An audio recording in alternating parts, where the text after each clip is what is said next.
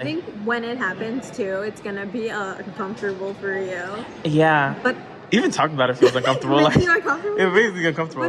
But it's fine because like I guess that's kind of like the beauty of things is that that's what we're talking about in a car. That like you have to be uncomfortable to grow. So.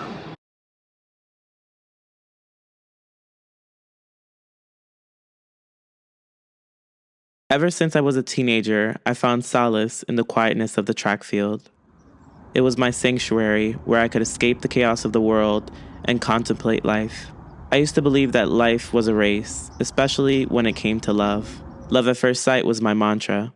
If it didn't happen instantly, I moved on to the next guy, convinced he wasn't quote unquote the one. I looked at love as a fairy tale because my reality was far from perfect. Growing up as a gay Latino kid dealing with machismo and my parents not accepting me being gay took me down a dark road where I saw no light at the end. Knowing that my mom wouldn't attend my wedding and my dad wouldn't be the person walking me down the aisle made me scared to fall in love because their blessing was everything to me at one point, especially my mom's.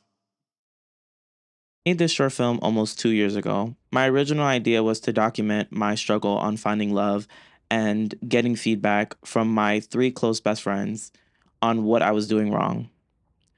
It's crazy to say how time does really heal most wounds. I have a different philosophy on love today. So come and join me on this roller coaster ride, reflecting on my then self, who at his lowest, thinking he would never fall in love, to my now self, who knows that love is on the horizon.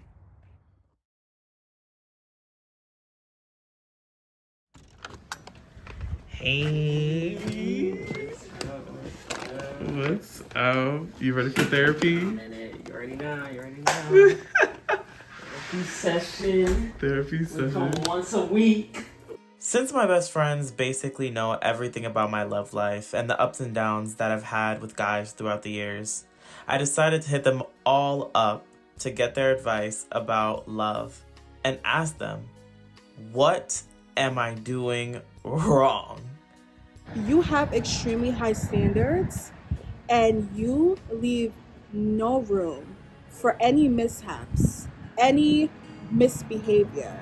And I think a lot of people, especially around our age, like we're figuring ourselves out. So every time they give you like a bad impression at first, you always just like shut it down. Like, I don't want to deal with it. You're dismissive. Yes, sir. You would dismiss my fucking so quick. I feel like you're in your forming stages right now of your like young adulthood, so I don't think that like you necessarily have the time to like, or maybe you do, but like I feel like you're not like actively like I need to find a relationship. You're like I need to build myself. You know what I mean? So that's why I think that you maybe if you have a guy, it's not like super serious.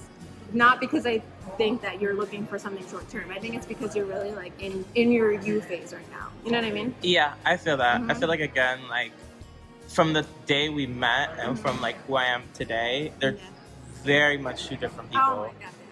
Drop people a little too fast, only a couple of times, only like maybe like once or twice. I'm like, let's see, because I'm like, this is not like a you problem, this is like a them problem. I'm like, this really has nothing to do with you, and you're just like, nope, I don't care. And then next week you like, bro, I just met this person. I'm like, what do you mean you just met this person? Like, you're just talking to me about another guy last week. Like, I'm just like, what are we doing? You haven't fallen in love before? I've never fallen in love. Do you feel like you've fallen in love before? No. Absolutely fucking not. Nope. Yeah, nah. Fuck. Like, cause it's like it takes time to build that. I feel like it just doesn't just happen. Really, like it's like it takes like years to like build stuff. Like you just immediately get in love with someone. Like of course I'll be like, oh, I love you, like, but I don't really like do it like that yet. That is true. Like in the sense of like you kind of say like, you know how some people are like, I love you. And it's like, how accurate is that? Like, for real. One day you were like, oh, but like, if he does this, then I'm gonna do this. And I'm like, well, if he does something that bothers you, why wouldn't you just tell him it bothers you? You know what I mean? And like be vulnerable and like it's supposed to be like, to me specifically, I feel like love is like a friendship. It's like your best friends and like someone that you want to do life with, not someone that you, not like a competition to see who cares more, but like two people like enjoying life and like enjoying each other. You do whatever the fuck you want to do type shit. Like, cause I wouldn't want someone judging my shit, cause it's like I really don't give a fuck. Like, I'm gonna just do whatever the fuck I want to do. It is what it is. So. So that's the thing.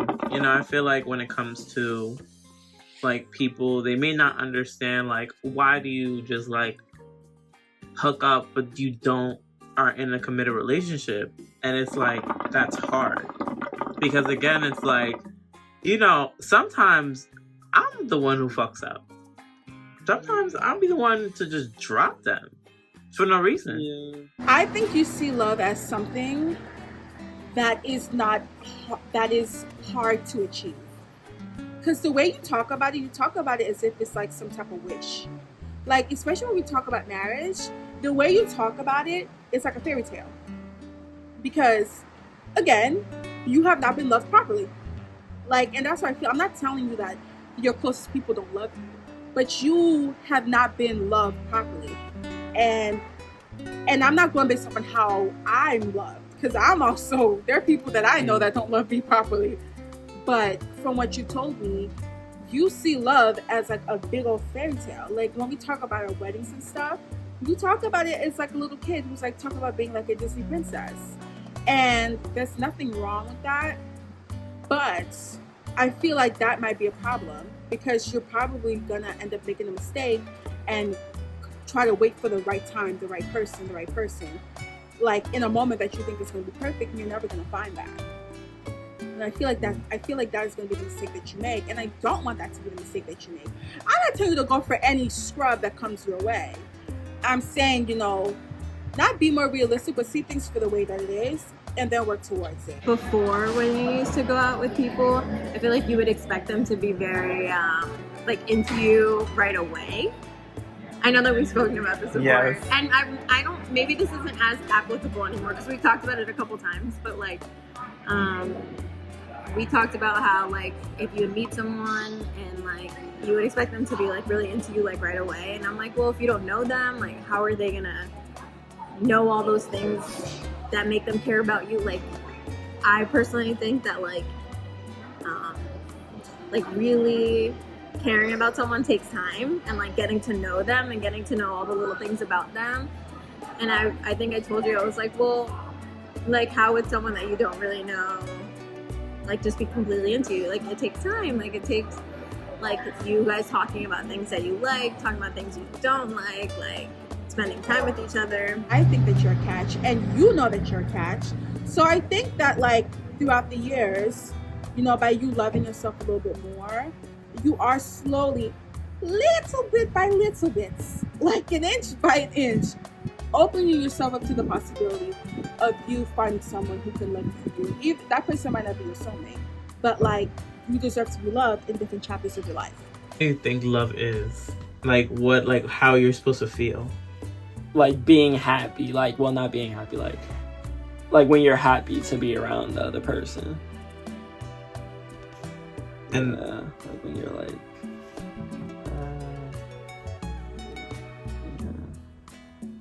you get a little butterfly and you give me. Yeah, you're like little. But that don't happen like every damn time though. Like, still like leave that little space, but it's been getting bigger because it went from this to like this. It should be this, but we're slowly getting there. So I think that's how you evolved.